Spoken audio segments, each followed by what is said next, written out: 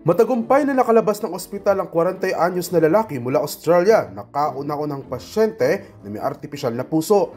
Gawang naturang artificial heart sa titanium ng isang medtech company na VivaCor na trabahong maging pansamantalang heart organ hanggang sa magkaroon ng panibagong heart donor. Nagsimula ang operasyon noong Nobyembre ng nakaraang taon kung saan tumagal na mahigit 6 na oras at ngayong buwan nakatakda na umano itong sumailalim sa heart transplant.